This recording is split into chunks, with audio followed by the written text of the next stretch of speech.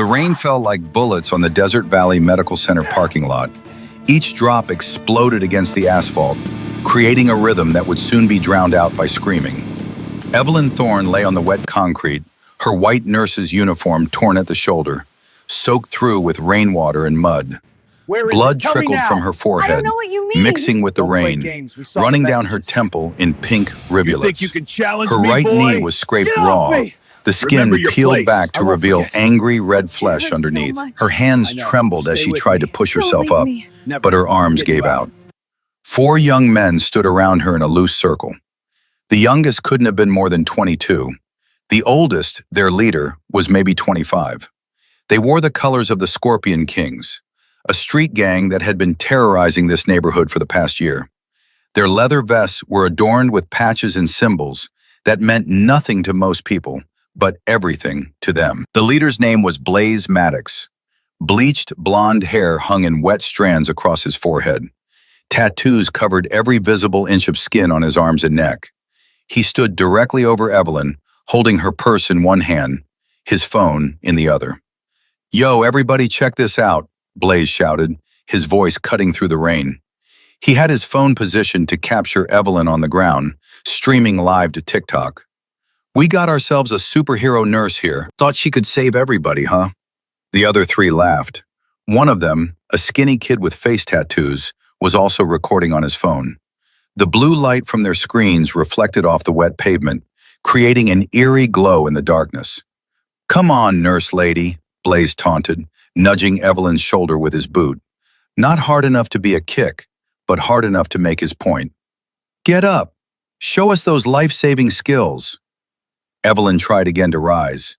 She got to her hands and knees, her palms pressed flat against the cold, wet concrete. Her head spun. The fall had been harder than she'd realized. Or maybe it was the fear. Her heart hammered so hard she could feel it in her throat. "Leave me alone," she managed to say, her voice barely above a whisper.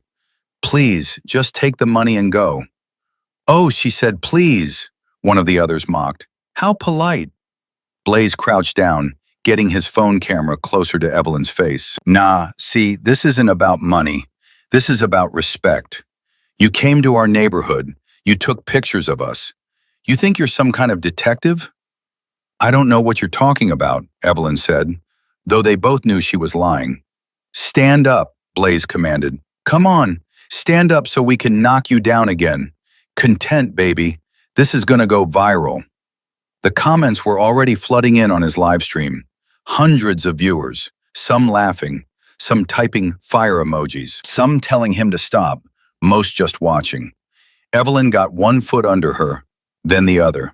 She stood, swaying slightly, one hand pressed against her bleeding forehead. Her nurse's badge swung from her hip, catching the light. The badge read, "Evelyn Thorne, RNICU, 20 years of service."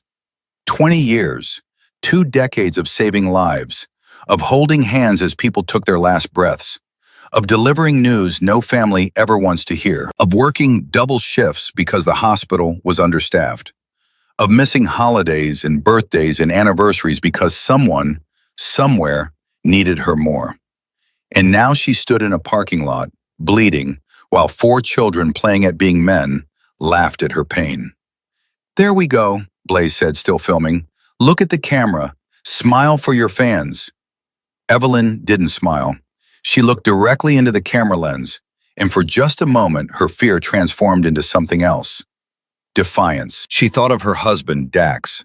She thought of the emergency beacon clipped to her car keys, hidden in her scrubs pocket. She thought of the promise he'd made her. "You're making a mistake," Evelyn said quietly. Blaze laughed. "Oh yeah? What are you going to do about it, Wonder Woman?" He shoved her, hard, both hands against her shoulders. Evelyn fell backward, her feet slipping on the wet pavement. She went down again, harder this time. Her head cracked against the concrete with a sound that made even the face tattoo kid wince. Her vision exploded into white stars. Pain bloomed across the back of her skull like a dark flower opening. The 4 of them erupted in laughter. Blaze kicked her purse away, sending it skidding across the parking lot. The contents spilled out. Her wallet, her phone, a small gold locket that had belonged to someone important, someone who had trusted her.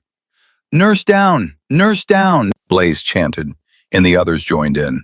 "Nurse down! Nurse down!" They were children. Stupid, cruel children who didn't understand what they'd done, who they'd hurt, what was coming. Evelyn's hand moved slowly, carefully, into her pocket. Her fingers found her car keys, found the small device Dax had attached to them. A simple button, red, innocuous. She pressed it. The signal transmitted instantly. GPS coordinates. An emergency alert. A silent scream that traveled through the air at the speed of light, arriving at a phone 3 miles away in less than a second. Evelyn closed her eyes and whispered into the rain, her lips barely moving. "Dax, you said you'd always come." The laughter continued. The rain continued. The phones continued recording. And in the distance, so faint at first it could have been thunder, came a sound. A deep, primal roar. The growl of engines. Multiple engines, growing louder. Blaze's laughter faltered. He looked up from his phone, squinting into the darkness beyond the parking lot. "What's that noise?" Face Tattoo Kid asked. The sound grew. Closer. Louder.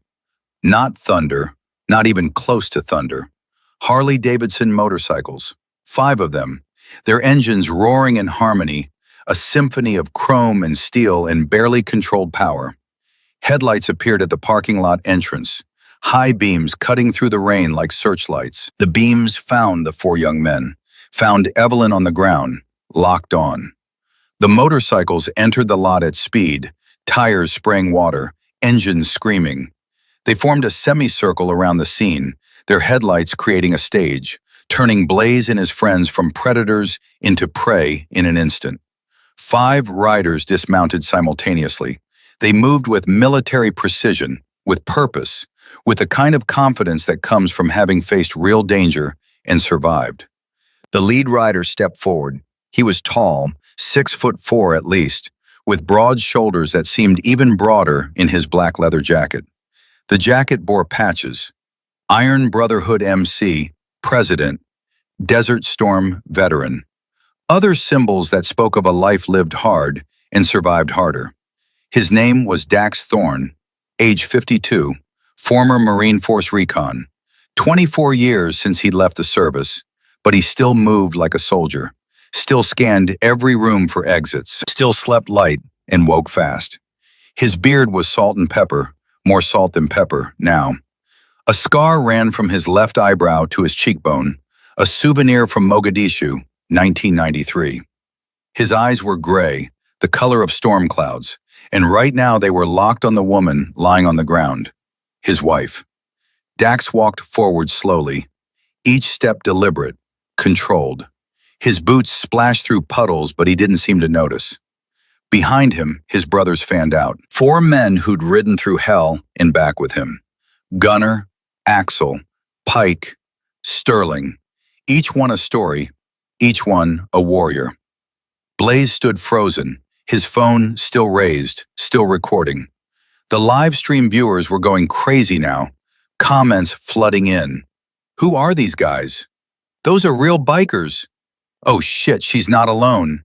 "Yo, old man," Blaze said, trying to sound tough, trying to reclaim some authority. "This doesn't concern you."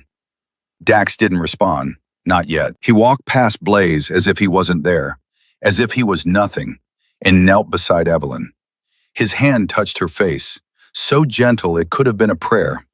His thumb wiped blood from her forehead. His other hand found hers, squeezed it. "Sweetheart," he said softly, just one word. But in that word was everything. 20 years of marriage, 15 years before that of friendship. A lifetime of promises kept and renewed every morning over coffee.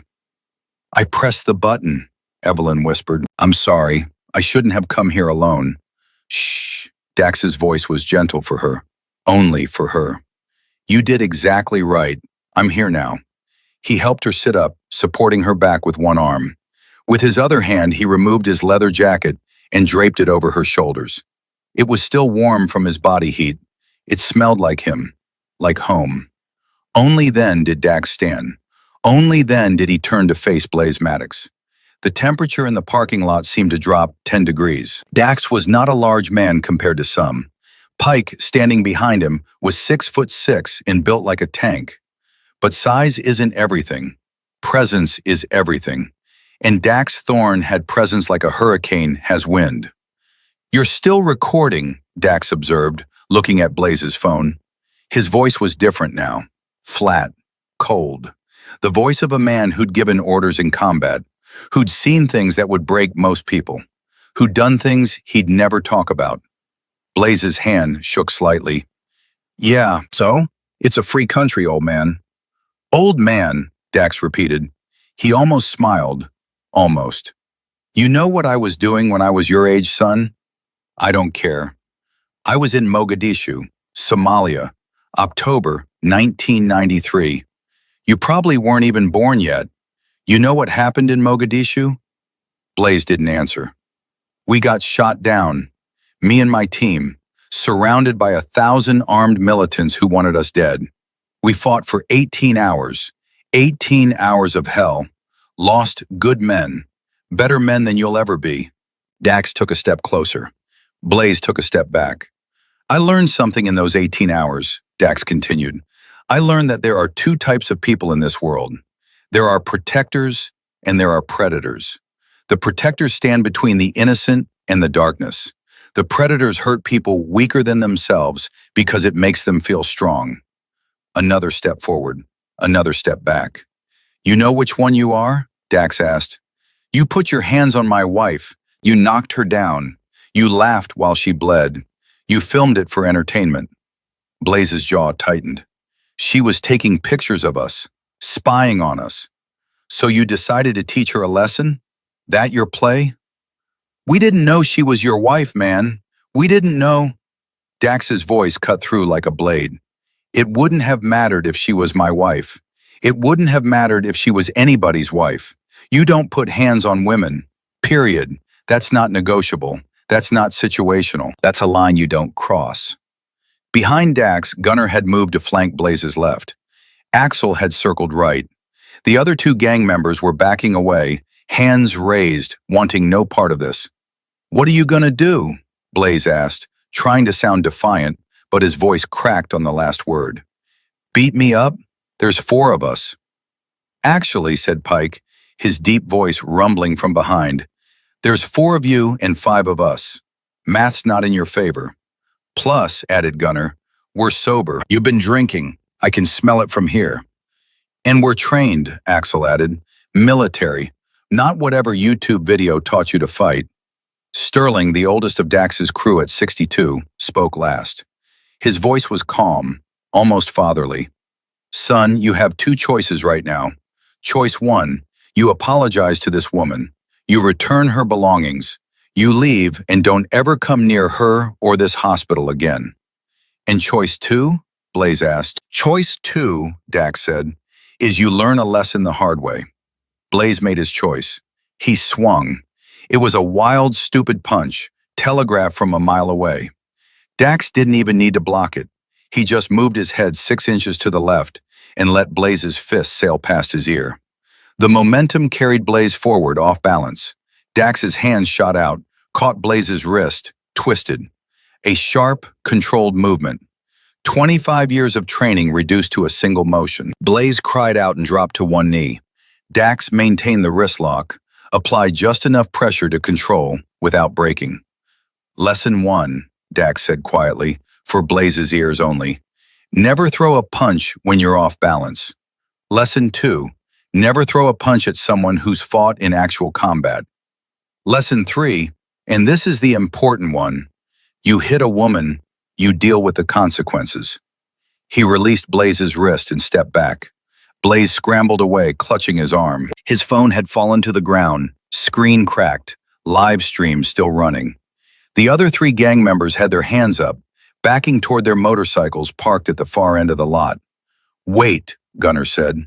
He walked over to Evelyn's spilled purse, picked it up, carefully collected her wallet, phone, and the gold locket. He handed everything to Evelyn with a small nod. "Ma'am." Thank you, Evelyn said softly. Blaze was still on the ground, rain soaking him, staring up at Dax with something that might have been hate, or might have been fear, or might have been respect. Hard to tell.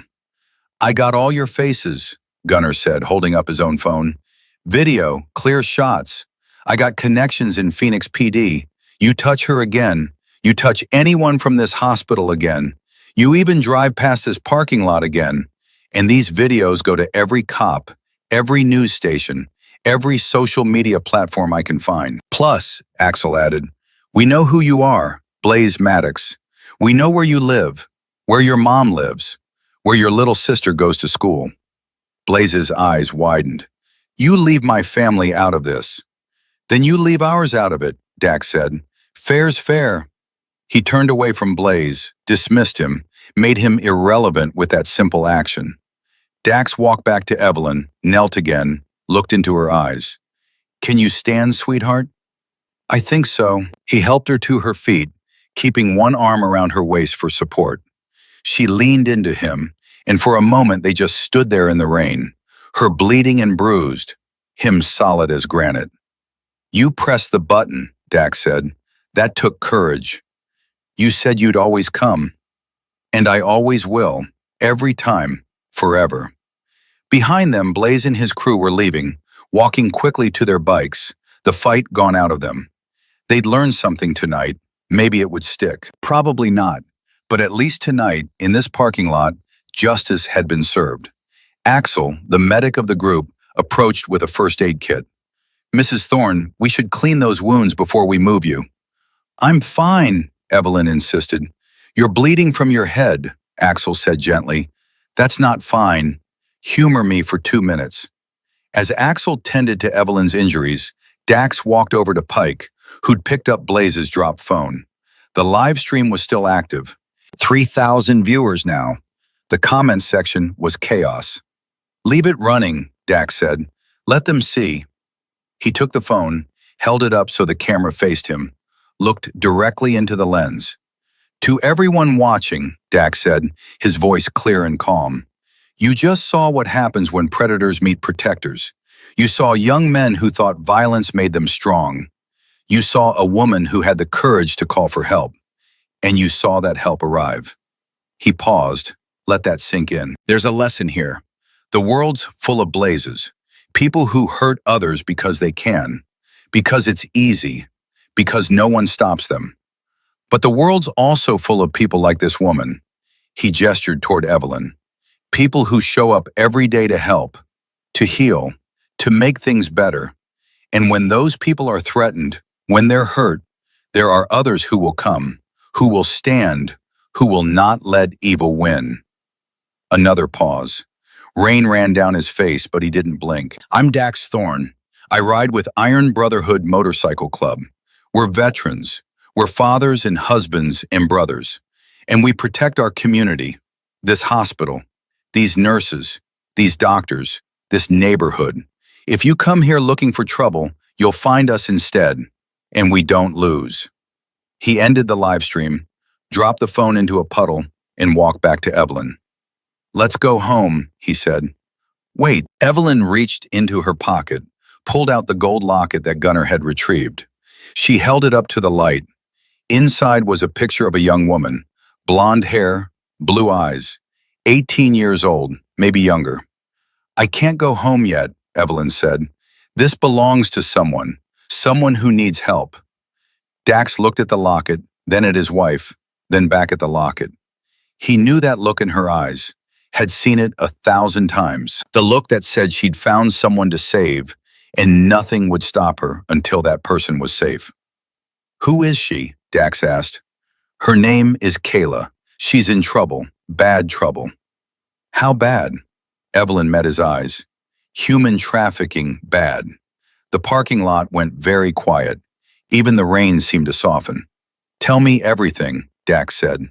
But to understand how they'd arrived at this moment, standing in a rain-soaked parking lot with a gold locket and a terrible truth, you have to go back. Back to where it all began, 36 hours earlier.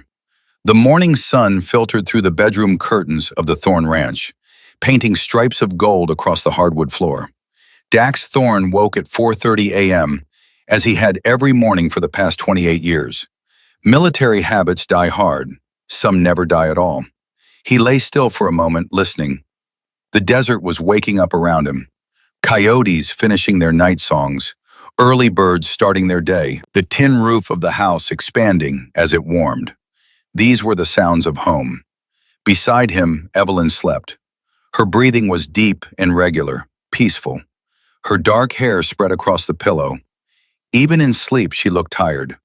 The hospital had been running her ragged lately. Double shifts, staff shortages, the usual chaos of an underfunded ICU. Dax slipped out of bed carefully, not wanting to wake her. Let her have another hour. She'd earned it. He padded barefoot to the kitchen, started the coffee maker. While it brewed, he went through his morning ritual. Checked the perimeter alarms on his phone. Looked out each window, scanning for anything unusual. Walked to the gun safe in the closet. The Colt 1911 sat where it always did, cleaned and loaded. He'd carried this pistol in Somalia. It had saved his life more than once. Now it was a reminder of who he'd been, of skills he hoped he'd never need again. "Hopefully you stay right there," Dax said quietly, closing the safe. By the time Evelyn emerged at 5:15, yawning and wrapped in his old Marine Corps sweatshirt, the coffee was ready. Dax handed her a mug. Black, 2 sugars, the way she'd drunk it for 20 years. "You're too good to me," she said, kissing his cheek. "Impossible. No such thing as too good for you." They sat on the back porch, watching the sunrise over the desert. This was their time, before the world demanded pieces of them, before emergencies and obligations, just coffee in silence and each other. "Long shift today?" Dax asked. 12 hours, maybe more if they need me to stay." Evelyn sipped her coffee. "We have a new patient, elderly woman, terminal, no family. It's heartbreaking." "You always did have the biggest heart of anyone I know." "Sometimes I wonder if it's big enough." She looked at him. "There's so much pain, Dax. So much I can't fix." "You fix what you can. Save who you can. That's all anyone can do." She smiled, but it didn't reach her eyes. "I suppose." Dax pulled something from his pocket. A small device about the size of a car key fob. Red button on top. Simple. Reliable. "I made you something," he said. "Another gadget? This one's important." He attached it to her car keychain. "It's an emergency beacon. You press this button, it sends an instant alert to my phone. GPS coordinates. Audio if you hold it down. If you're ever in trouble, anywhere, you press this and I come. Immediately. No questions." Evelyn looked at the device, then at him. "Dax, I'm a nurse. I work in a hospital. What kind of trouble am I going to get into?" "Humor me. The world's not as safe as it used to be." She saw the concern in his eyes, the fear he tried to hide. This was how Dax loved, through preparation, through protection, through making sure she had every tool she might need. "Okay," she said softly. "I'll keep it with me. Always." "Promise?" "I promise. Cross my heart." He kissed her forehead. "That's my girl." They finished their coffee as the desert came fully alive. At 6 a.m., Evelyn went to shower and dress for work. Dax cleaned up, then headed to the garage. His Harley waited for him. A 1,200 cubic centimeter panhead, black with silver pinstriping. He'd rebuilt this bike from a rusted frame he'd found at a salvage yard. 2 years of work, weekends and evenings, every bolt turned by hand, every part chosen with care. It was more than transportation. It was meditation. It was therapy. It was a connection to something primal and American and free. He was checking the oil when Evelyn appeared in the garage doorway. She wore her nurse's scrubs, white and crisp, her hair pulled back in a practical ponytail. The emergency beacon hung from her keys. "I'm heading out," she said. "Be safe. Call me if you need anything." "I will." She paused. "Dax, thank you for the beacon, for caring so much. Sweetheart, caring about you is the easiest thing I do." She left.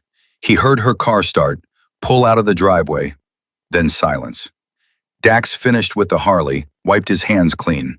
He had a meeting at noon with the other Iron Brotherhood members. Routine stuff, planning a charity ride for veterans. But that was hours away. He went back inside, poured another cup of coffee, stood at the kitchen window, looking out at 40 acres of desert he called home. On the windowsill sat a photograph, their wedding day, 15 years ago. Evelyn in a white dress, sitting on the back of his Harley, both of them laughing, young and hopeful and certain the future would be kind. It had been, mostly. They'd built a good life, a quiet life, far from the chaos of his military years, far from war and death and the things he'd seen.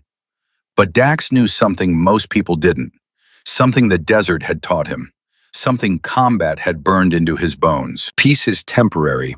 Quiet is fragile. And evil doesn't rest just because good people wish it would.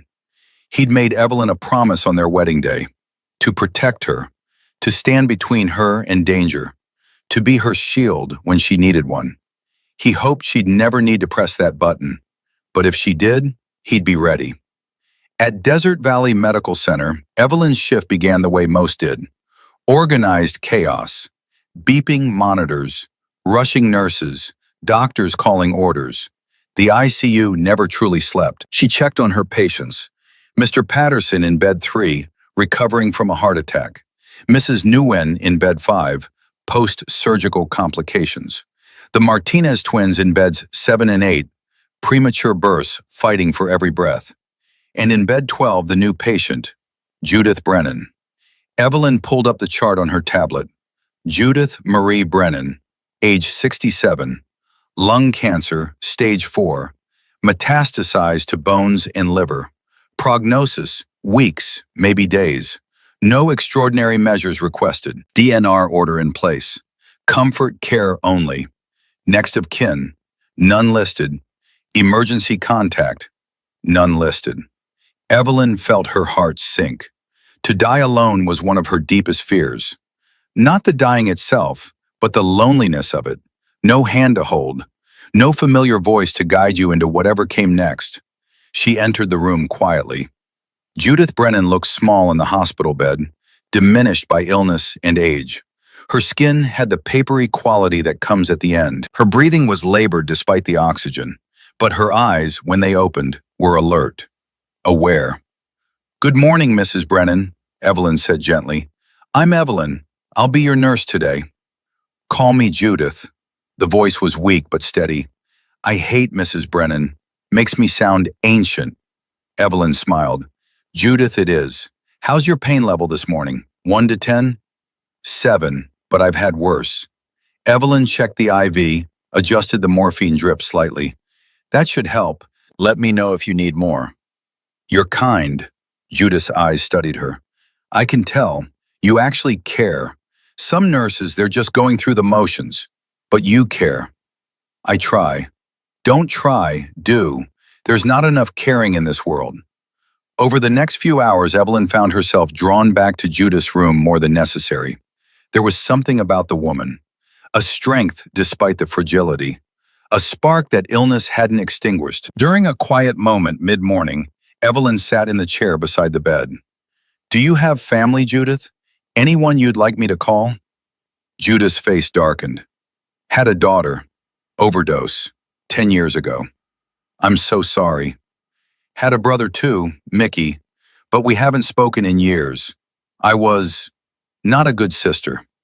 It's never too late to reconnect." Judith shook her head. "Some bridges burn too hot to rebuild. But there is someone." She reached for something on the bedside table.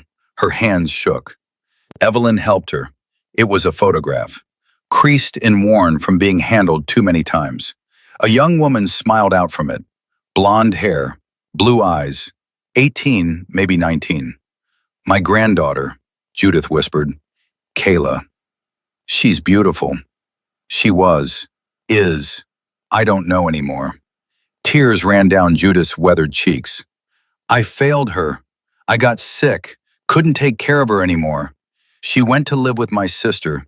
Then my sister died and Kayla was alone. She needed money. For my medical bills. For everything. And she Judith's voice broke. Evelyn squeezed her hand. What happened to Kayla? She took a job at a club. A man offered her good money. She needed it. But once she went there, they wouldn't let her leave. And now I'm dying and I can't save her and she's trapped in... Slow down, Evelyn said softly. Where is she? What club? Judith looked directly into Evelyn's eyes. Do you believe in evil? Real evil? Yes, I've seen enough of it. There's a place, the Velvet Room, East McDowell. It looks like a gentleman's club, fancy, legitimate, but it's not. They take girls, young girls, promise them jobs, then trap them, use them, break them. Evelyn's blood ran cold. She'd heard rumors. Every nurse in Phoenix had, but rumors were easy to dismiss. This was different. This was real. Judith, if that's true, we need to call the police. Already tried. They don't believe me. Or they don't care. Or maybe they're paid not to care. Judith gripped Evelyn's hand with surprising strength. I'm dying. I can feel it. Days, maybe hours. But before I go, I need to know someone will help her. Someone will save my granddaughter. The police won't help, can't help. I need you. Judith, I'm a nurse. I save lives in hospitals. I can't. Please. The word was barely a whisper. Please. She's 18 years old, beautiful, bright. She wanted to be a teacher. And now she's trapped in hell because I got sick, because she needed money, because I failed her. Don't let me die knowing I left her there.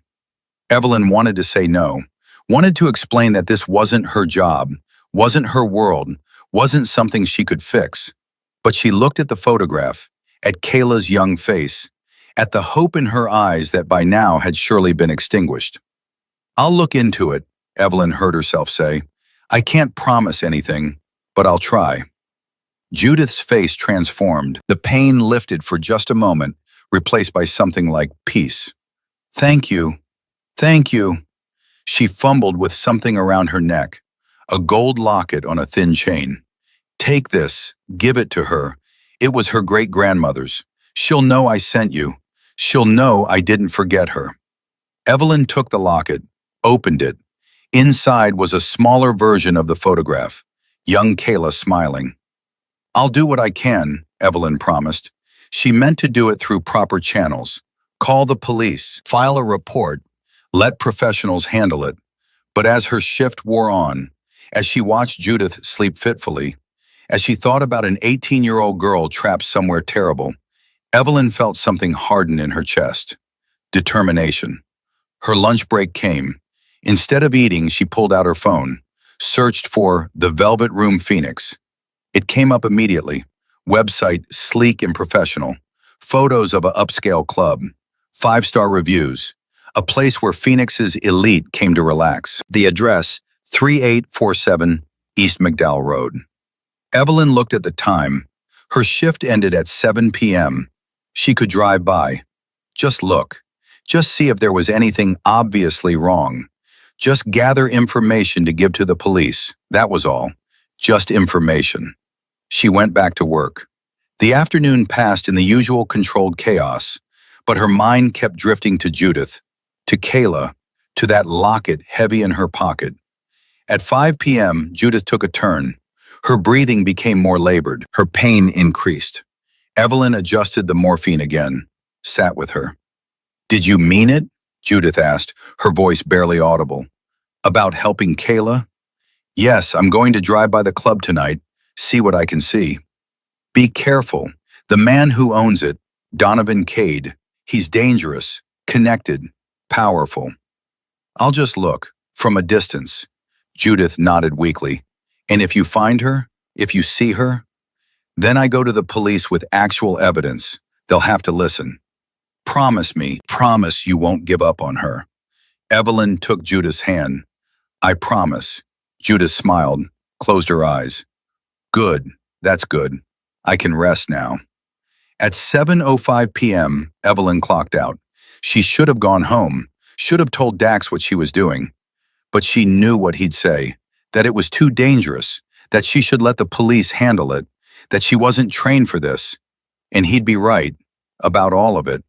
But Evelyn had made a promise to a dying woman, and some promises can't be broken, not by good people, not by people who still believe the world can be better. She got in her car. The emergency beacon hung from her keys. She touched it briefly, remembering Dax's words.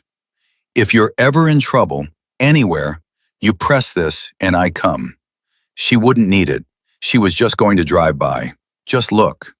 She headed east on McDowell as the sun set behind her, painting the Phoenix sky in shades of orange and red. The Velvet Room was exactly where the website said it would be. A standalone building, modern and sleek. Valet parking. Well-dressed people coming and going.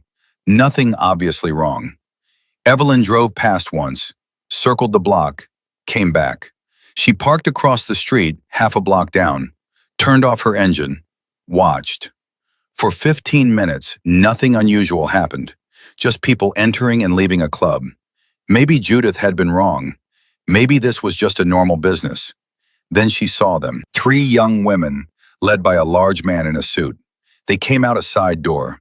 Even from this distance, even in the fading light, Evelyn could see something was wrong. The way they walked, heads down, shoulders hunched. The way the man's hand rested on one girl's shoulder, not guiding, controlling. One of the girls looked up for just a moment. Young, blonde. It could have been Kayla. The distance was too far to tell for certain. Evelyn pulled out her phone, started taking pictures. The building, the license plates of cars, the side door, the man and the 3 girls. She was so focused on her phone that she didn't notice the motorcycle pulling up behind her. Didn't see the rider until he was at her window, tapping on the glass. She jumped, looked up. A young man, maybe 23, Scorpion King's patch on his vest, face tattoos, cold eyes. He made a rolling motion with his hand. Roll down the window. Evelyn's heart hammered. She started her car instead, put it in drive. The man slapped the window. Hey, what you doing? You taking pictures? She pulled away from the curb. Fast, too fast. The motorcycle followed. Then another motorcycle, and another. 3 of them now, chasing her. Evelyn's hands shook on the wheel, but she kept driving. She knew these streets. Took a right, then a left. Trying to lose them, but they were faster, more maneuverable. She pulled onto a main street. Traffic. Witnesses. They'd have to back off, except they didn't. They followed her for 3 more miles, right to the Desert Valley Medical Center parking lot, where her shift had started 12 hours ago, where she'd parked that morning, innocent and unaware. She pulled into the lot, killed the engine, grabbed her purse, tried to get out fast, but they were already there, blocking her path. Yo, nurse lady, the lead one said. His name patch read, Blaze. We need to talk about you taking pictures. I don't know what you're talking about. Yeah? Then why you run? I have to go. I'm late. Late for what? Your shift's over. We checked. Evelyn tried to walk past. Blaze blocked her. Move, she said, trying to sound braver than she felt. Nah. See, we got a message for you. From Mr. Cade. Stop being nosy. Stop asking questions. Stop taking pictures. Or things get ugly. I'll call the police. Blaze laughed, pulled out his phone, started recording. Yeah? Call 'em. We ain't doing nothing illegal. Just having a conversation. A 4th motorcycle pulled up. Another Scorpion King. Evelyn felt fear spike in her chest. This was bad. This was very bad. She thought about the emergency beacon. In her purse, on her keys. Could she reach it? She tried to move again. Blaze pushed her. Not hard, but enough. I said we need to talk. I have nothing to say to you. That's too bad, because we got a lot to say to you. The rain started then. Light at first, then heavier. The parking lot was emptying out. End of visiting hours. Nobody paying attention to a nurse and 4 young men standing in the rain. Evelyn knew she should scream, should run, should do something, but fear had locked her muscles, had stolen her voice. Blaze moved closer. You seem like a nice lady. So I'm going to give you a choice. Forget what you saw. Forget about whatever that old woman told you. Go home. Live your life. Or, or what? Or we teach you what happens to people who don't mind their own business. He pushed her again, harder this time. Evelyn stumbled backward. Her foot caught on the curb. She fell, hit the pavement hard, head cracking against concrete, knee tearing open, pain exploding everywhere. The four of them laughed. Blaze kicked her purse away, pulled out his phone, started live streaming, and Evelyn, lying on the wet ground, bleeding and terrified, finally got her hand in her pocket, found her keys, found the emergency beacon, pressed it, and whispered into the rain, "Dax, you said you'd always come." 3 miles away, Dax's phone screamed an alert he'd hoped never to hear. He looked at the screen. Emergency beacon activated. GPS coordinates. Desert Valley Medical Center. Audio signal active. He heard her whisper through his phone speaker, heard the fear in her voice, heard men laughing, heard his wife in danger. Dax was on his bike in 30 seconds, called his brothers as he rode. "Rally Point, Desert Valley Medical. Now, Evie's in trouble." Gunner, "On my way." Axel, 5 minutes out. Pike, "Coming." Sterling, "Lord protect us, I'm rolling." 5 Harleys converged on Desert Valley Medical Center from 5 different directions. 5 riders who'd sworn an oath to protect each other and their families. 5 warriors coming to save one of their own. The engines roared in harmony. The rain fell. And justice, real justice, was coming to Phoenix, wearing leather and carrying scars and absolutely unwilling to lose. The Thorn Ranch sat 15 miles outside Scottsdale, Arizona, on 40 acres of desert scrubland that Dax had purchased with his military retirement and savings. The main house was modest, a single-story adobe structure with a wraparound porch and a tin roof that sang when it rained. Behind it stood a barn converted into a garage, big enough for 6 motorcycles and a vintage pickup truck. This was home. The 5 Harleys pulled into the driveway at 11:47 p.m. The rain had stopped, but everything still dripped. The desert smelled clean, the way it only does after a storm, like sage and creosote and possibility. Dax killed his engine first. The others followed. In the sudden silence, you could hear coyotes yipping in the distance, celebrating the rain. Evelyn climbed off the bike slowly. Every muscle in her body had started to stiffen. The adrenaline was wearing off, replaced by pain that radiated from a dozen points. Her head throbbed. Her knee screamed. But she was alive, and she was home. And that was enough. "Come on," Dax said gently, taking her arm. "Let's get you inside." The house was dark. They'd left in such a hurry that neither had thought to leave lights on. Dax unlocked the door and flipped switches. Warm yellow light flooded the living room, revealing a space that was comfortable without being fancy. Leather couches worn soft by years of use. A coffee table made from reclaimed barnwood. Pictures on the walls, mostly of Evelyn and Dax at various ages, various places. Their wedding photo held pride of place above the fireplace. In that photo, taken 15 years ago, Evelyn sat on the back of Dax's Harley, wearing a white dress that billowed in the wind. Her arms were wrapped around his waist. Both of them were laughing. The photographer had caught them in a moment of pure, uncomplicated joy, before mortgages and medical bills and the slow accumulation of life's weight, when everything had seemed possible. Evelyn looked at that photo now and felt impossibly old. "Sit," Axel commanded, pointing at the couch. He was already opening his medical kit, the same one he'd carried in the military, updated now with civilian supplies, but still organized with military precision. Evelyn sat. Dax stood behind the couch, his hands on her shoulders. The other 3 men spread out through the house, checking rooms, securing the perimeter. Old habits. Good habits. Axel knelt in front of Evelyn, shining a penlight in her eyes. "Follow the light. Good. Any nausea? Dizziness?" "A little dizzy. No nausea." "Headache?" "Yes." "Scale of 1 to 10. 7. Axel frowned. That's a concussion. Mild, I think, but we should get you to a hospital for imaging. No hospitals, Evelyn said firmly. I work there. Everyone will ask questions. I can't explain this, not yet. Evie, Dax started. No, I'm fine. I know the signs to watch for. If I deteriorate, we'll go. But right now, I'm fine. Axel looked at Dax. Dax shrugged. They both knew Evelyn well enough to know when arguing was pointless. Your knee, then, Axel said. He carefully cut away the torn fabric of her scrubs, revealing the scraped knee underneath. It was ugly, raw hamburger meat with gravel embedded in it. This needs cleaning and stitches. 4, maybe 5.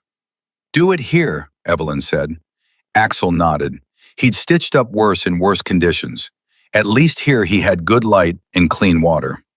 Dax watched as Axel worked, watched his wife's face as the needle went in, as thread pulled flesh together. Evelyn didn't make a sound, didn't flinch, just stared at the wedding photo and breathed through it. Every suture made Dax's jaw tighter. Every wince she suppressed made his hands clench harder on the back of the couch. He'd promised to protect her. That was the deal, the fundamental bargain of their marriage. She saved lives in the hospital. He kept her safe everywhere else. And tonight he'd almost failed. Almost. The emergency beacon had worked. She'd press the button and he'd come. That was something. That was everything. But the fact that she'd needed to press it at all made him want to break something. Gunnar emerged from the hallway. House is clear. No signs of intrusion. I've activated the perimeter alarms. If anyone comes within 100 yards, we'll know. Good, Dax said. Coffee? Brother, you have to ask? They moved to the kitchen. Dax started the coffee maker, a beast of a machine that could brew 12 cups at once. He'd need it.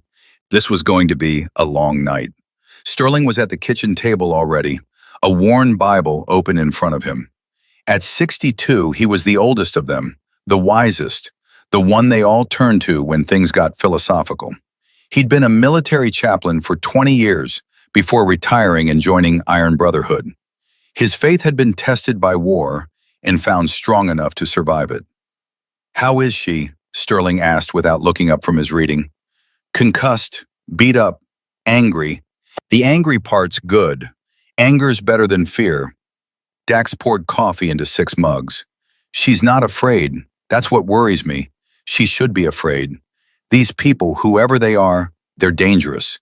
They have resources. They hurt her once already. And they'll pay for it, Pike rumbled from the doorway. At 6'6" and 280 pounds, Pike barely fit through most door frames. But he moved with surprising grace for a big man, light on his feet, controlled. But first we need intelligence. Can't fight what we don't understand. The coffee finished brewing. Dax distributed mugs. They stood in a loose circle in the kitchen, these 5 men who'd ridden together for over a decade. Brothers not by blood, but by choice, by shared experience, by the unbreakable bonds forged in combat and tested by time. So, Gunnar said, the Velvet Room, what do we know? It's a gentleman's club on East McDowell, Dax said. Evie went there following a lead. She saw young women being controlled, guarded. When she was spotted, they sent the Scorpion Kings to teach her a lesson. Human trafficking, Sterling said quietly. God help us. That's about as dark as it gets. Who owns the place? Pike asked. Gunnar pulled out his phone, tapped through screens. Give me a sec. I've still got access to some databases from my cop days. He was quiet for a moment, reading. Then he looked up. Owner of record is a corporation, Phoenix Entertainment Holdings, LLC. But the principal is listed as one Donovan Cade, age 40, real estate developer. Owns 5 clubs across Arizona. Clean record, not even a parking ticket. Too clean, Dax observed. Way too clean. Nobody's that clean unless they're paying for it. Connections? More tapping, more reading. Then Gunnar's eyebrows went up. Oh, this is interesting. What? Donovan Cade is the brother-in-law of Phoenix Chief of Police Richard Morrison, who is married to Mary Ridgemont, who is the daughter of Phoenix Mayor Clayton Ridgemont. Silence in the kitchen. The kind of silence that falls when everyone realizes simultaneously that they've stepped into something much bigger than expected. So we're not just dealing with a club owner, Pike said slowly. We're dealing with someone who has the mayor and the police chief in his family. That would explain the clean record, Axel said. It also means we can't go to the cops, Dax said. Not yet. Not until we have proof so overwhelming that they can't ignore it. Footsteps from the living room. They all turned. Evelyn stood in the doorway, her knee freshly bandaged, her hair still damp from the rain. She'd changed into dry clothes, soft gray sweatpants, and one of Dax's old Marine Corps t-shirts. It hung on her like a dress. "I heard voices," she said. "Did you find something?" Dax hesitated, wanted to protect her, wanted to send her to bed to rest, but he saw the look in her eyes and knew that wouldn't fly. She was in this now, all the way in. "The owner of the Velvet Room is connected to the mayor," Dax said. "It's going to be complicated." "Good," Evelyn said, walking to the table and sitting down carefully. "I was worried it would be easy." Despite everything, Dax smiled. This woman, this impossible, stubborn, beautiful woman. "Tell us about the patient," Sterling said gently. "The one who asked for help." Evelyn pulled the gold locket from her pocket, laid it on the table. It caught the light, gleaming. Her name was Judith Brennan, 67 years old, lung cancer, stage 4. She'd been in ICU for 3 weeks. No family visiting, no friends, just alone. Evelyn's voice was soft, remembering. "I took care of her on my shifts. We talked. She told me about her life, about her mistakes, about her one regret." "Her granddaughter," Dax said, "Kayla, 18 years old, beautiful girl, blonde hair, blue eyes. Judith showed me pictures. Kayla was her daughter's child, but the daughter died of an overdose when Kayla was 10. Judith raised her for a few years, but then Judith got sick and couldn't care for her anymore. Kayla went to live with an aunt. Then the aunt died, and Kayla was alone." Evelyn opened the locket. Inside was a photo, small but clear. A young woman smiling at the camera, innocent, hopeful, unaware of what was coming. 6 months ago, Kayla started working as a waitress. Then a man approached her, offered her a job at a club. Good money, easy hours. She needed money for Judith's medical bills, so she took it. But once she was there, they wouldn't let her leave. "The Velvet Room," Gunnar said. "Yes, Judith found out somehow. She was dying, but she used her last strength to get a message out. She told me where Kayla was. She begged me to help. And then she gave me this locket and died." The kitchen was very quiet. "So you went to check it out," Dax said. "Alone." "I didn't think it would be dangerous," Evelyn said. "I thought I'd just look, take some pictures, maybe see if I could spot Kayla. Then I'd come home and we'd figure out what to do together." "But they spotted you." "Yes, I was in my car, taking pictures through the window. One of the Scorpion Kings saw me, chased me. I got away, but they got my license plate." "So they knew who you were," Axel said. "Knew you were a nurse at Desert Valley. Knew you'd come back eventually." Evelyn nodded. "I went back tonight. I know I shouldn't have. I know it was stupid. But I kept thinking about Judith, about her last words, about how she trusted me, and I couldn't let it go." She looked at Dax, her eyes pleading for understanding. "I lied to you," she said. "Called and said I was working late, but really I went to the Velvet Room. I went inside this time, pretended to be a customer. I saw the girls, 5 or 6 of them, so young, and I saw one who looked like Kayla. I was trying to get closer when a security guard stopped me. And then," Dax prompted, "and then I met Donovan Cade." Every man in the room leaned forward slightly. "He approached me personally, knew my name, knew I was a nurse, knew you were my husband, knew about Iron Brotherhood. He said he knew everything that happens in Phoenix." Evelyn shivered at the memory. "He was polite, charming even, but his eyes were cold, dead. He told me to go home, to stop looking for Kayla. Said some people make choices and have to live with them." "He threatened you," Dax said flatly. "Not directly, but the implication was clear. Then his security escorted me out, very politely, very firmly. They walked me to the parking lot and left, but the Scorpion Kings were waiting. 4 of them. They said they had a message for me. She didn't need to finish. They all knew how that part ended. Sterling reached across the table and put his weathered hand over Evelyn's. "Child, you showed tremendous courage. Foolish courage, perhaps, but courage nonetheless. Judith chose well when she chose you." "I just wanted to help." "And you will," Dax said. "We all will. But we do it smart. We plan. We prepare. We don't go off half-cocked." "How do we start?" Pike asked. Dax stood, walked to a drawer, pulled out a large notepad and pen. He'd learned long ago that planning on paper was better than planning in your head. You could see connections, spot problems, share ideas. He drew a circle in the center of the page, wrote Donovan Cade inside it. "This is our target, but we can't just go after him directly. He's too well protected. We need leverage, information, proof." He drew more circles, connected them with lines. The Velvet Room, Mayor Ridgemont, Chief Morrison, Scorpion Kings. Each one a piece of the puzzle. "We need someone on the inside," Gunnar said. "Someone who can get close, see what's really happening in that club." "I can't go back," Evelyn said. "They know my face now." "None of us can," Dax agreed. "We're too obvious. 5 bikers walking into a gentleman's club?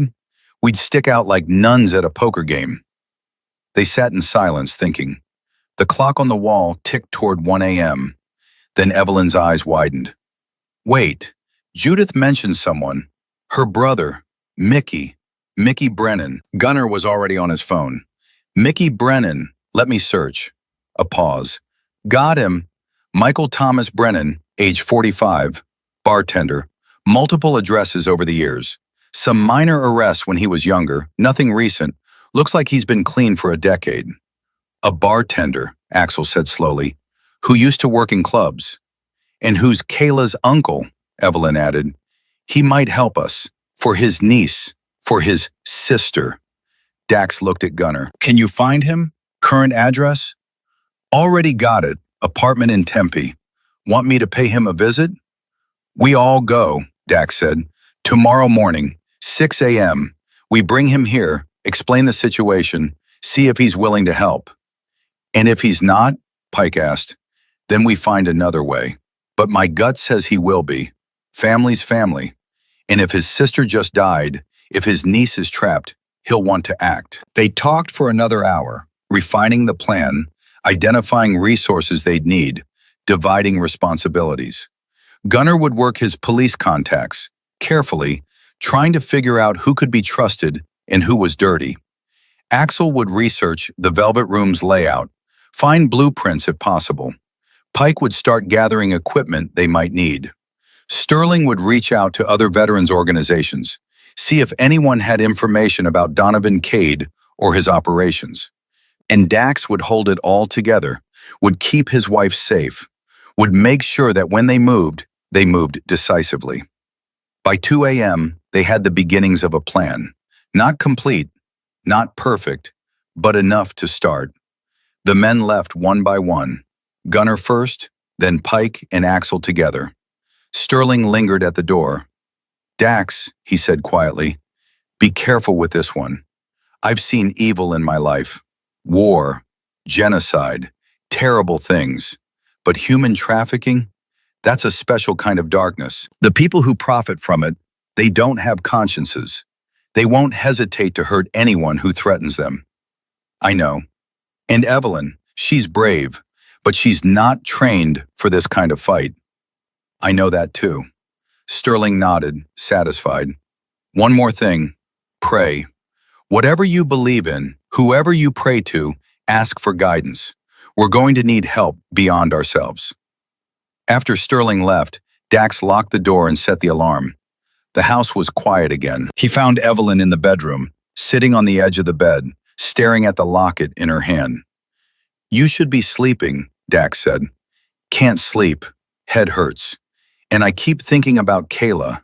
about what's happening to her right now while we sit here, safe and warm. Dax sat beside her, put his arm around her shoulders. We're going to get her, I promise you that. Tomorrow we find Mickey, then we plan, then we act. What if we're too late?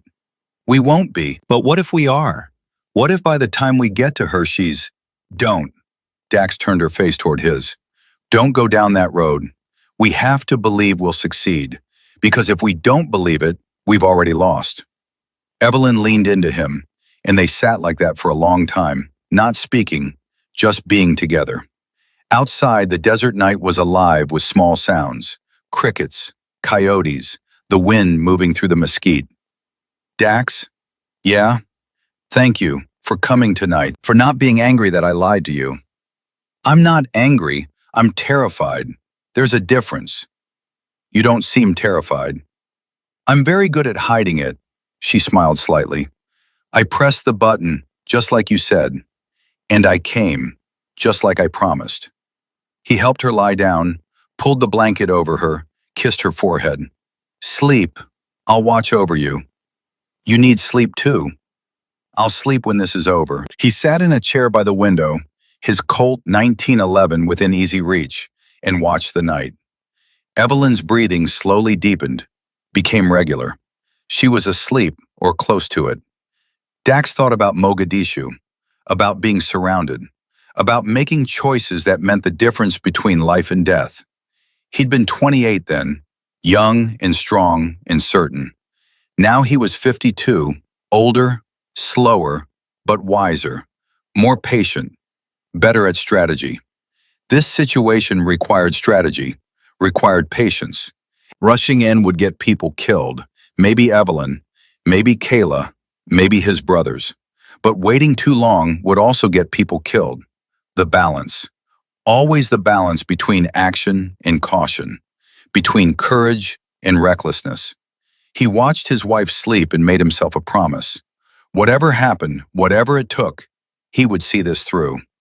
Would free Kayla and any other girls trapped in that place. Would bring Donovan Cade to justice, one way or another, and he would keep Evelyn safe. Those were non-negotiable objectives. Everything else was tactics. The night deepened. 3 a.m. became 4, became 5. Dax didn't sleep, didn't close his eyes, just watched and waited and planned. When the first light of dawn touched the eastern horizon, painting the desert in shades of pink and gold, Dax stood and stretched. Time to move. He checked his phone. Gunnar had sent a text at 4:30. Got Brennan's work schedule. He'll be home at 6:15. We should intercept him there. Dax texted back. Confirmed. Rally point at 6. He made coffee, strong and black. Drank 2 cups standing at the kitchen counter, looking out at the land he'd bought with a dream of peace and quiet. Retirement. Growing old with Evelyn. Riding his bike and working on cars and maybe getting a dog. But peace is never permanent. Quiet is never guaranteed. And evil doesn't rest just because you want it to. The coffee finished, he went to the bedroom. Evelyn was still asleep. He hesitated, wanting to let her rest, knowing she needed it. But he'd promised. No more secrets, no more going it alone. Evie, he said softly, touching her shoulder. Sweetheart, wake up. She stirred, opened her eyes, winced at the light. What time is it? 5:30. We're going to find Mickey Brennan. I want you with us. She sat up slowly. You do? You knew his sister. You made the promise to her. You should be there when we ask him to help. Evelyn nodded. Give me 10 minutes. She was ready in 8. Jeans, boots, a flannel shirt over a t-shirt. Her hair pulled back in a ponytail. The bandage on her forehead was obvious, but she didn't try to hide it. They took Dax's pickup truck, not the bikes. Less conspicuous. Drove in silence through the awakening city. Phoenix was just starting to stir. Delivery trucks making rounds. Early shift workers heading to jobs. The city that never quite sleeps, rubbing its eyes and starting another day. Mickey Brennan's apartment was in a complex off University Drive in Tempe. 12 units arranged around a central courtyard with a pool that had seen better days. The other 4 were already there, parked discreetly down the block. Dax pulled in beside them. They gathered on the sidewalk, 6 people who looked like they absolutely did not belong in this neighborhood at 6 in the morning. His car's here, Gunnar said, pointing to a beat-up Honda Civic with a faded "Bartenders Do It With Spirits" bumper sticker. He should be coming out soon for his day shift at whatever restaurant he's working now. We wait, Dax said. They didn't have to wait long.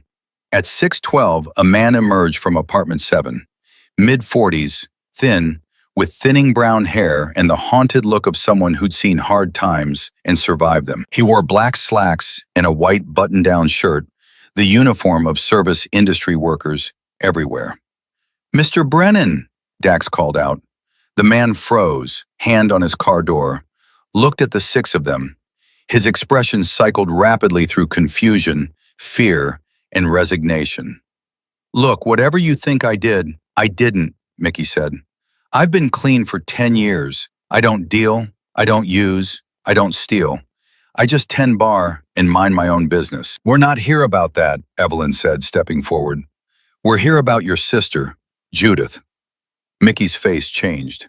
The fear left, replaced by grief. "Judith's dead. Died 3 days ago. I couldn't afford to go see her. Couldn't afford to miss work. Couldn't—" His voice broke. "I was her nurse," Evelyn said gently. "I was with her when she passed." Mickey looked at her, really looked at her, seeing the bandage, the bruises. "You're the one. She mentioned you. Said a kind nurse was taking care of her. Said maybe you could help with Kayla. That's why we're here. We want to help Kayla, but we need your help to do it." Mickey laughed, a bitter sound. "My help? Lady, I'm nobody. I'm a 45-year-old bartender living in a dump apartment, driving a car held together with duct tape and prayers.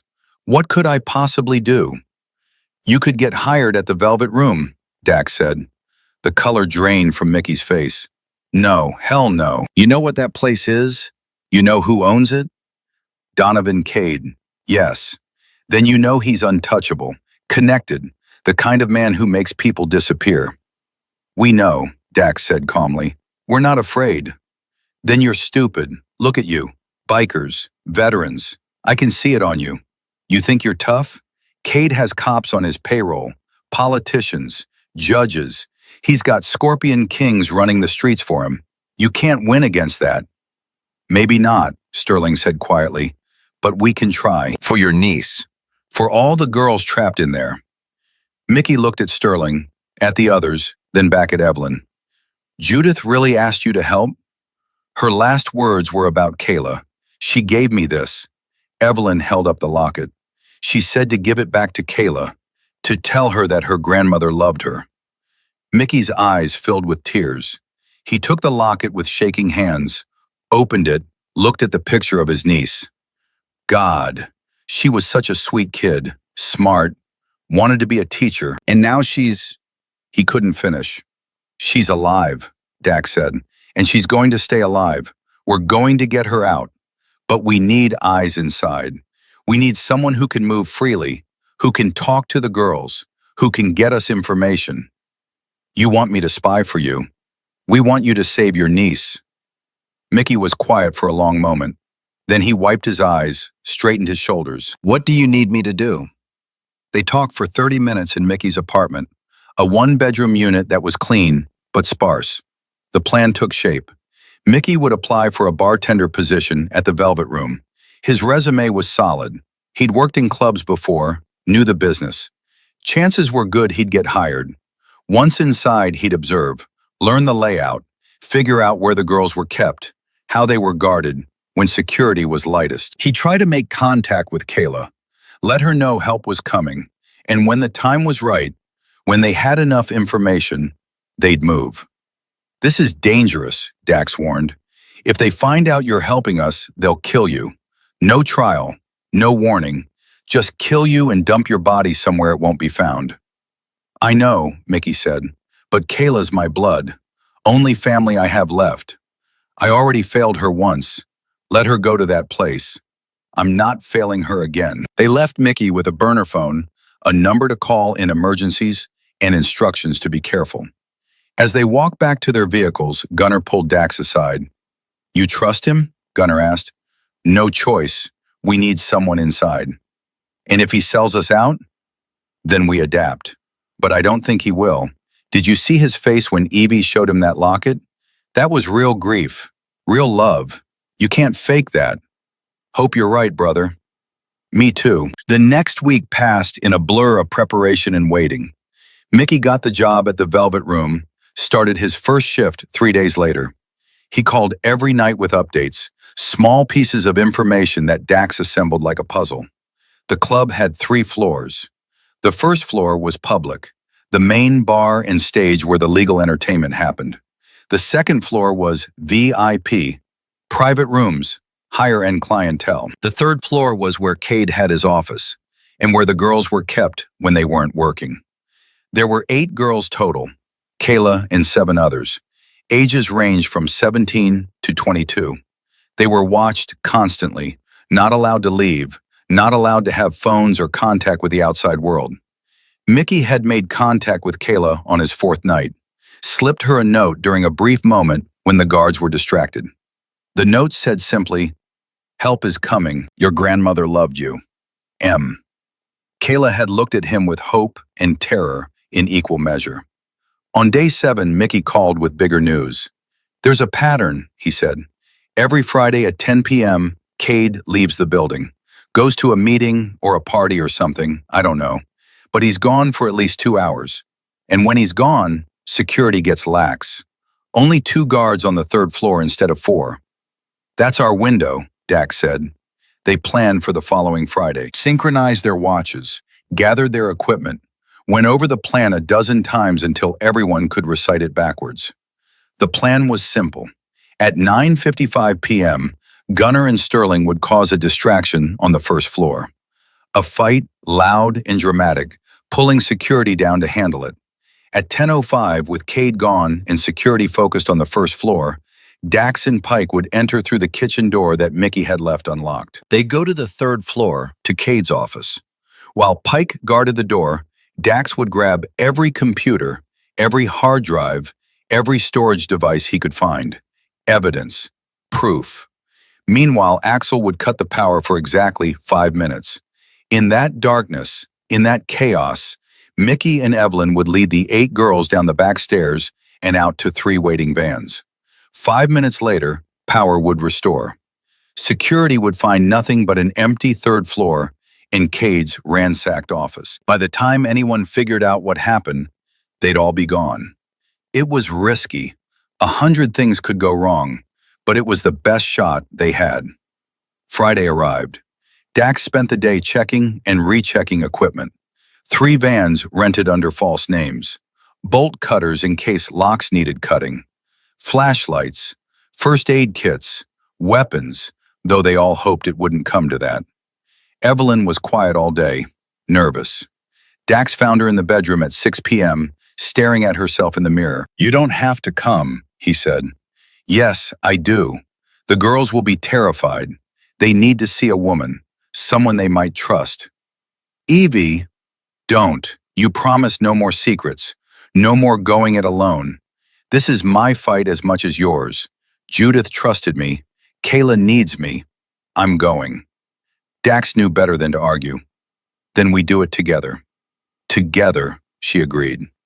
At 9:30 p.m., they gathered one last time at the clubhouse. Final equipment check. Final review of the plan. Final words from Sterling.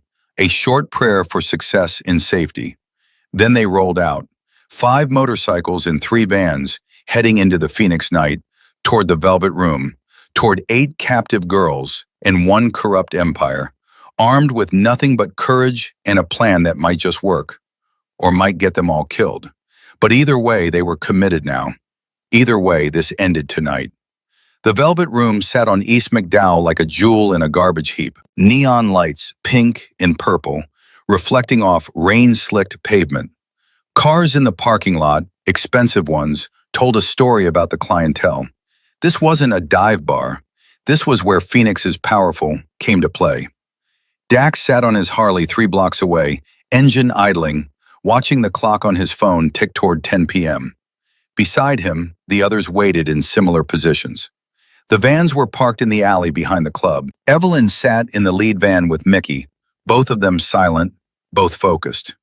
9:58 p.m. Gunnar and Sterling dismounted their bikes, walked toward the club's entrance. They looked like customers. Loud, already drunk. Sterling was laughing too hard at something. Gunnar was weaving slightly. Perfect performances. They disappeared inside. 9:59 p.m. Dax's phone buzzed. Text from Mickey. Kay just left.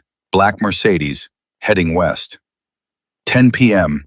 Dax gave the signal. He and Pike moved, leaving their bikes, approaching the club on foot from the back. They wore dark clothes, nothing reflective. Pike carried a large duffel bag. Dax had his Colt 1911 tucked in his waistband, hidden under his jacket. Hoped he wouldn't need it, knew he probably would. The kitchen door was exactly where Mickey said it would be. Dax tried the handle, unlocked. They slipped inside. The kitchen was hot, steamy, loud with the clatter of dishes and the shouts of cooks. But it was Friday night rush, and nobody paid attention to two more people moving through. They could have been inspectors, delivery men, anyone. Dax and Pike navigated through the chaos to the back stairs, started climbing. First floor, second floor, third floor. The third floor was carpeted, quiet, corporate. You'd never know what happened here just by looking. Could have been any office building in America. Cade's office was at the end of the hall. Double doors, mahogany, a brass nameplate that read simply, D. Cade, Proprietor. Pike positioned himself at the doors, back against the wall, eyes on the hallway. Dax tried the handle, also unlocked. Mickey had done his job perfectly. Inside, the office was exactly what you'd expect.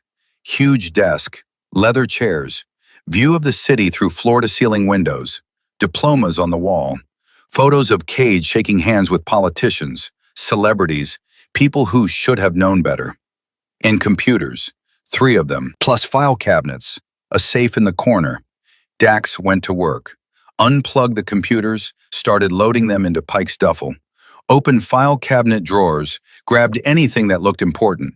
Financial records, contracts, photographs. His hands touched something in the bottom drawer. USB drives, 10 of them in a small box. He grabbed the whole box. The safe would take too long to crack. He'd have to leave it. 2 minutes gone, 3 minutes left. Then he heard it, shouting from downstairs. Gunnar and Sterling's distraction had started. He heard running footsteps in the hallway, security rushing to the first floor. 4 minutes gone. Dax grabbed the last computer tower, shoved it in the bag, heavy. Had to weigh 40 pounds now, but Pike slung it over his shoulder like it was nothing. They moved to the door. Pike checked the hallway. Empty. Everyone was downstairs dealing with the fight. They started back toward the stairs. That's when the power went out. Right on schedule. Axel had cut the main breaker. The entire building went dark. Emergency lights flickered on, casting everything in dim red. In the darkness somewhere on this floor, Dax heard voices. Female voices. Frightened. The girls. He and Pike moved toward the sound, found a door, locked. Pike didn't hesitate, kicked it once, hard, right next to the handle. The frame splintered. The door swung open. Inside was a large room that might once have been a conference room. Now it held 8 cots, 8 small dressers, 1 bathroom, bars on the windows, a cage dressed up as a bedroom. 8 young women huddled together in the darkness. When they saw Dax and Pike, 2 large men silhouetted in the doorway, they screamed. "It's okay," Dax said quickly, hands up. "We're here to help. Mickey sent us. Is Kayla here?" One of them, a blonde, stepped forward. "I'm Kayla. Who are you?" "Friends of your uncle, and friends of a nurse named Evelyn. She's downstairs waiting for you. All of you. We're getting you out." The guards, distracted. "We have maybe 90 seconds before someone realizes what's happening. We go now. All of you. Follow me." They hesitated. Why wouldn't they? Trusting strange men was what had gotten them into this nightmare in the first place. Then Kayla saw something. The gold locket hanging from Dax's jacket pocket, where he'd tucked it for safekeeping. The locket that had belonged to her grandmother. "That's Nana's," she whispered. Dax pulled it out, handed it to her. She wanted you to have it, wanted you to know she loved you, and she wanted you free. Kayla clutched the locket to her chest and started crying. Okay, we'll go. Girls, come on, this is real, they're really here. The 8 of them followed Dax and Pike into the hallway. Down the back stairs, Dax in front, Pike bringing up the rear with a duffel of computers. Second floor, first floor. They could hear shouting from the main room. The fight was still going on. Security was occupied. They reached the kitchen. The cooks barely looked up. Probably thought the girls were new employees. Out the back door into the alley. The 3 vans waited, engines running. Evelyn jumped out of the lead van. Kayla? She called. Here, I'm here. They ran to each other. Evelyn wrapped the girl in her arms. Kayla was sobbing, shaking, unable to believe this was real. It's okay, Evelyn murmured. You're safe now. Your grandmother's promise. I kept it. The others, Kayla managed. We can't leave the others. Everyone's coming. All 8 of you. Mickey, help them into the vans. Mickey was already moving, guiding the frightened girls into the vehicles. Come on, ladies.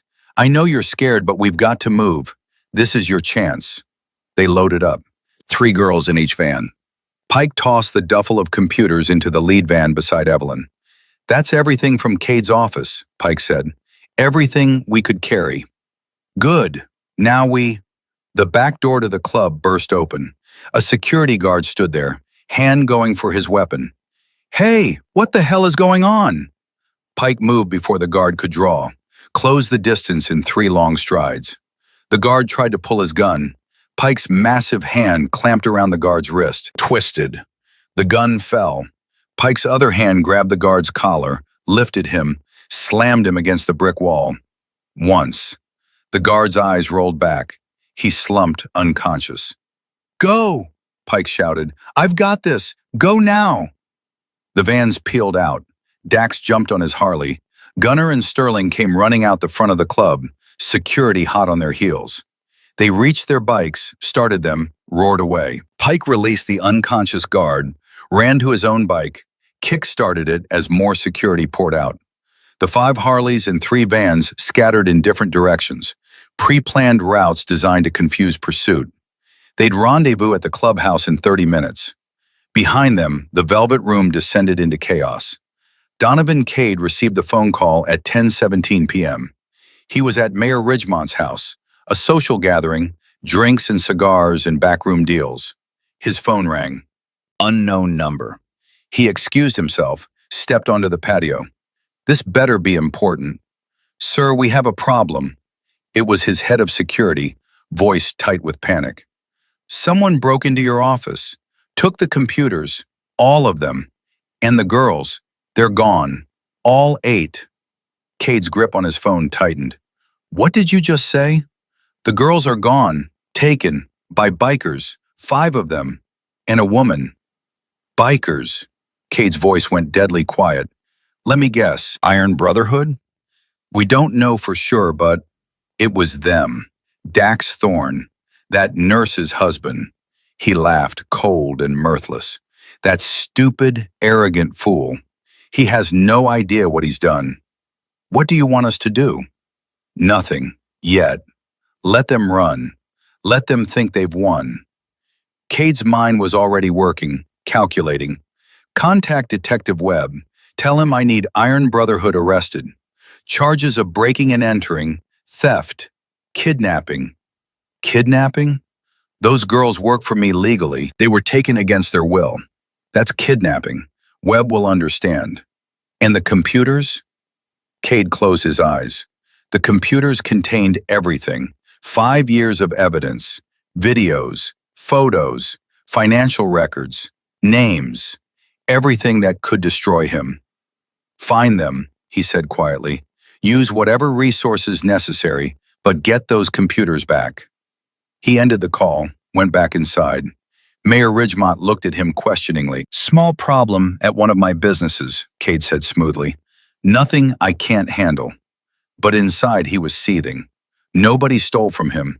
Nobody made him look weak. Nobody crossed Donovan Cade and lived to tell about it.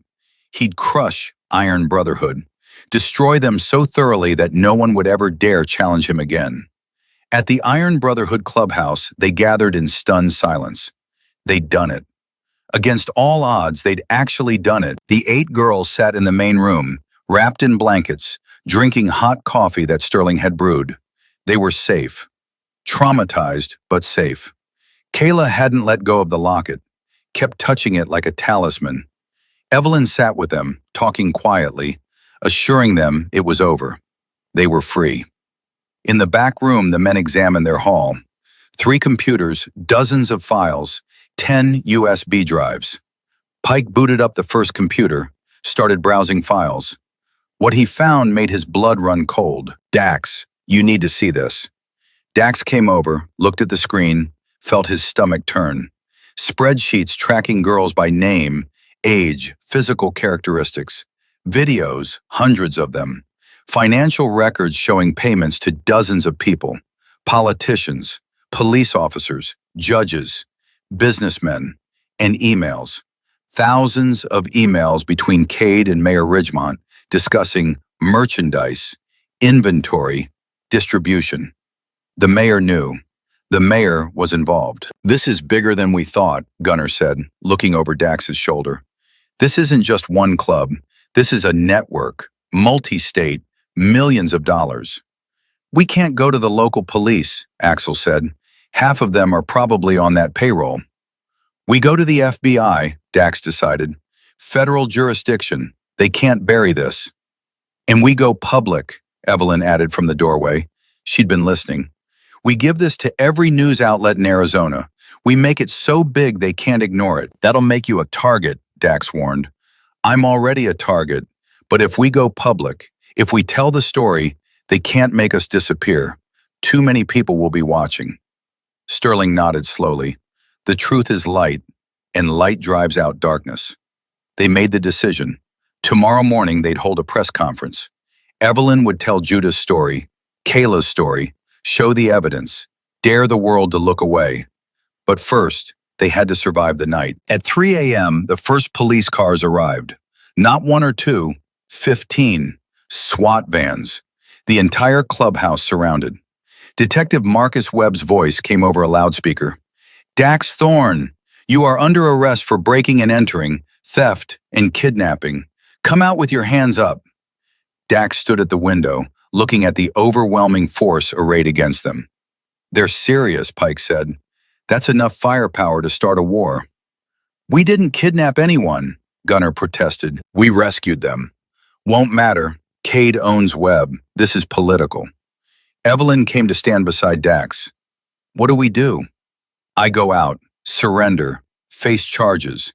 But first we get those computers out of here." "How?" Dax turned to Gunner.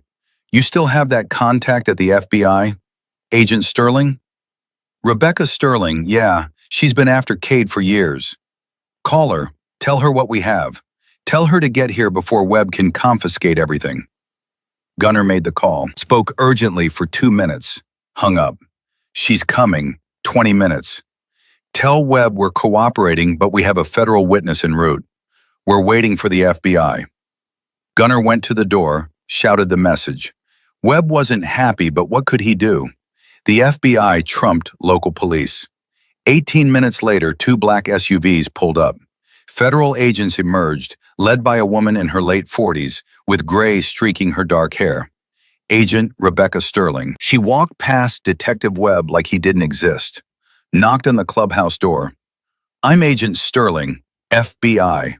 I understand you have evidence of a human trafficking operation?" Dax opened the door.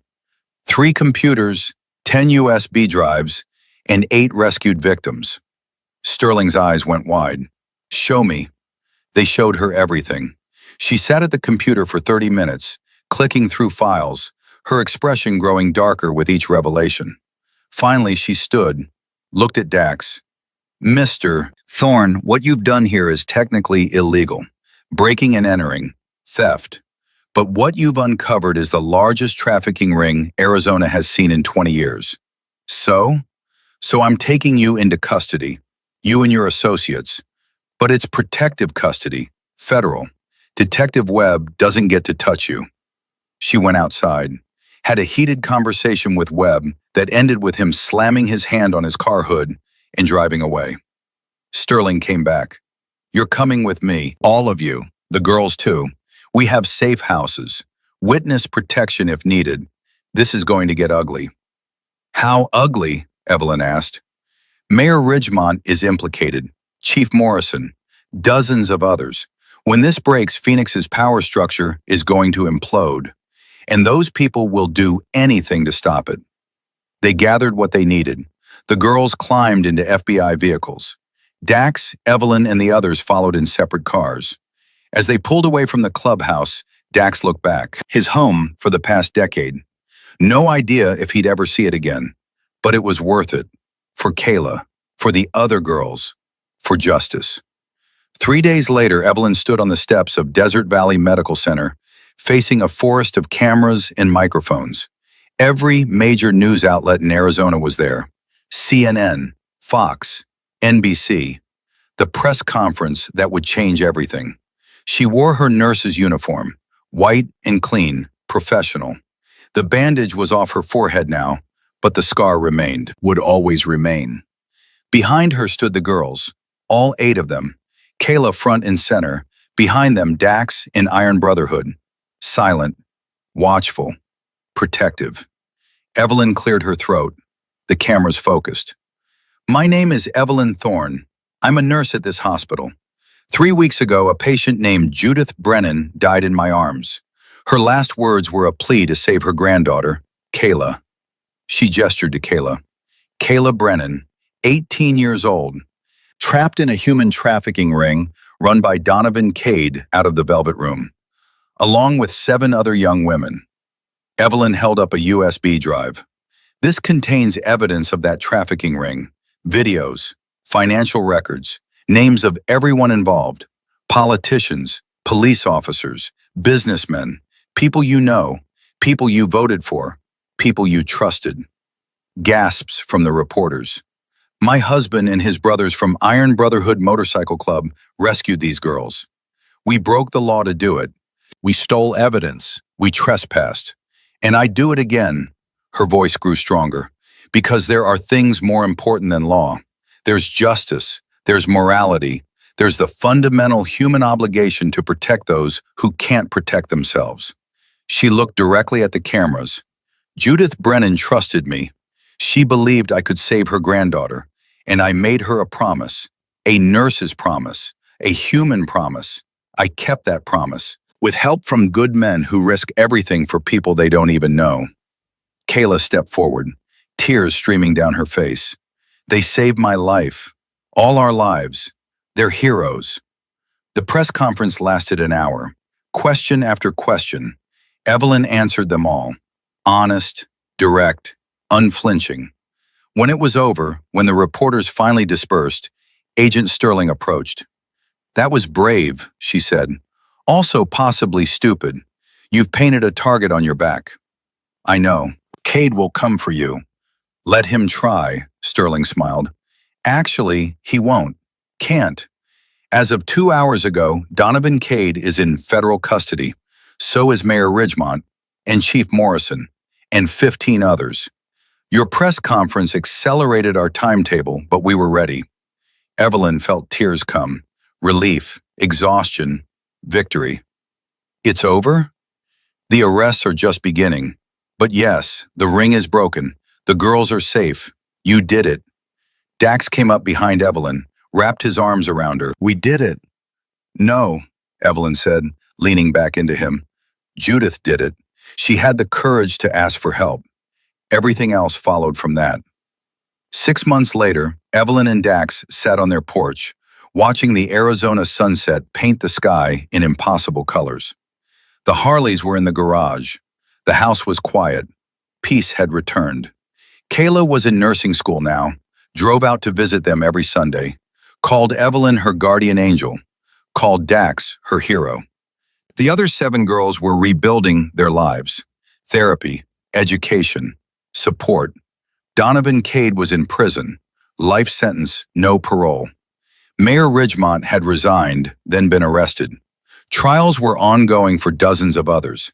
The Velvet Room was closed, the building condemned. An Iron Brotherhood had become something unexpected.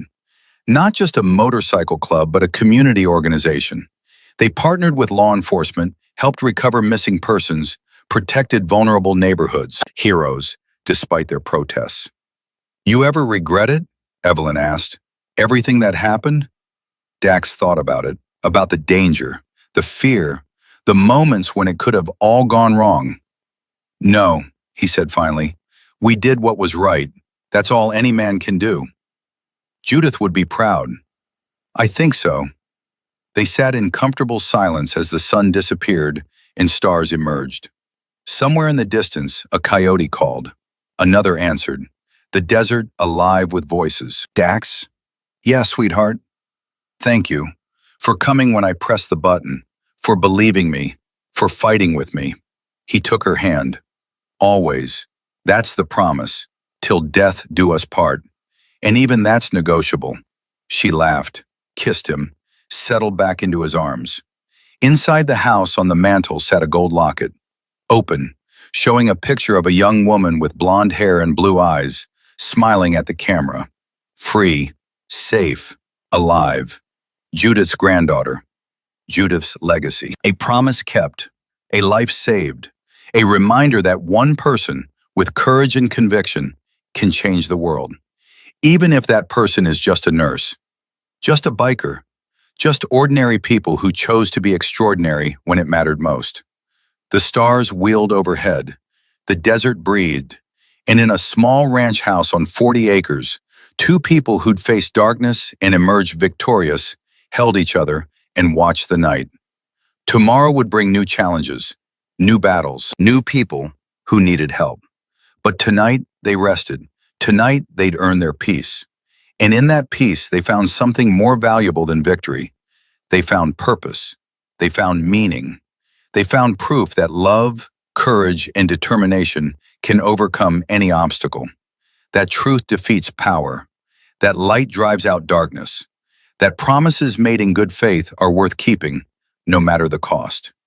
These truths, tested by fire, proven by action, would guide them forward into whatever came next. Together, always together.